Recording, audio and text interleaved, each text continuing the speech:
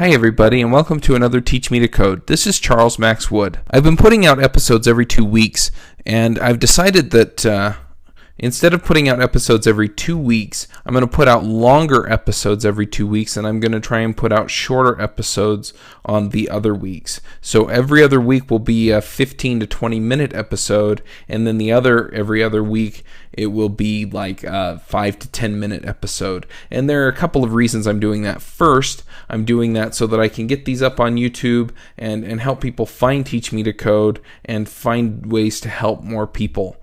The other reason is that I think there are people out there who would be interested in seeing this come out every week. So I'm going to go ahead and do that.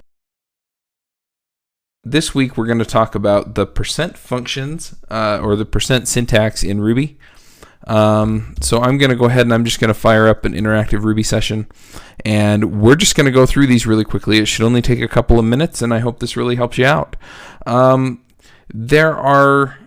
In Ruby, there are some special characters that you can use to define certain data types.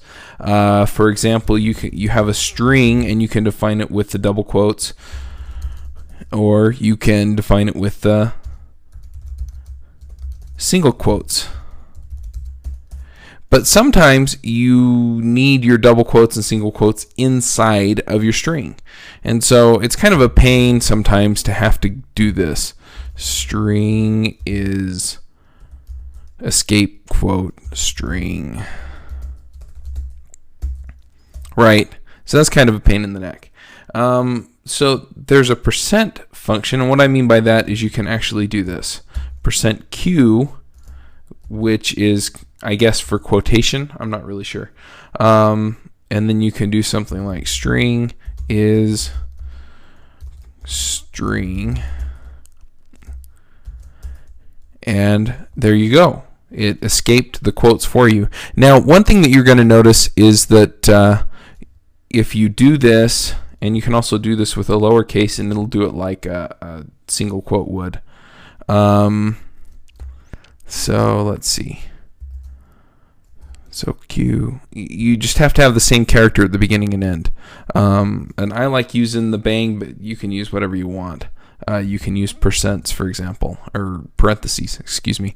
So let's go ahead and do it with a parentheses here. So string is string.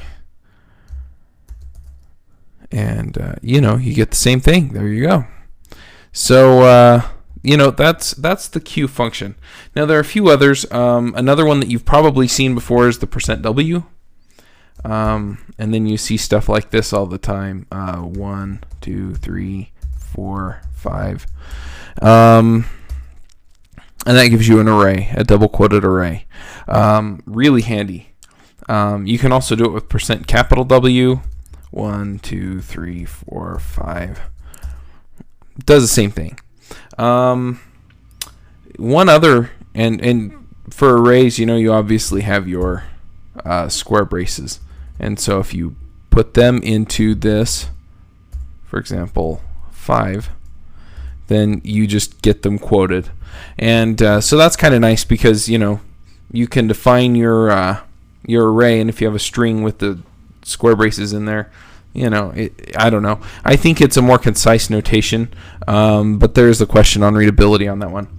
One other one that you may be aware of is the backhash, or I'm not really sure what to call that character, but what that does is it makes a system call, and then it returns the response as a string.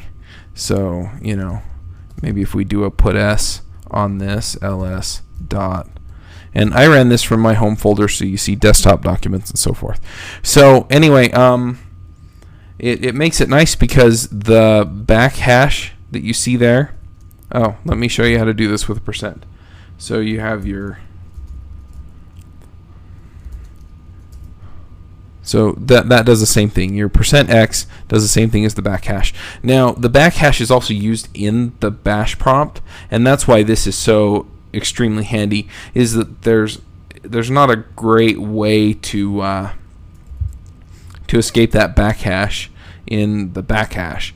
So it's much easier to do this, and then what you can do is you can do something like echo. I'm not sure how this is all gonna work from the Ruby command prompt, but anyway, so what this did, you can see, is it here. Let me highlight this. Is it actually echoed the ls contents, and so that's why you're instead of having a new line, you actually have spaces, because echo took all that out. The final one is a regex, or regular expression, and you typically see things like, a regular expression, or you can do something like this,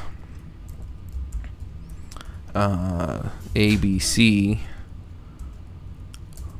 and so then you can do something like A,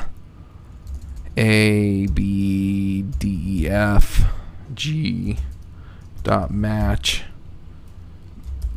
on ABC, and then it'll match any of those characters.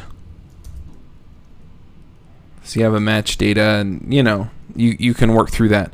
The reason that you can %R, and there's a demonstration on teachmetacode.com that shows you how using %X and %R, I think, to do a command line stuff with Ruby.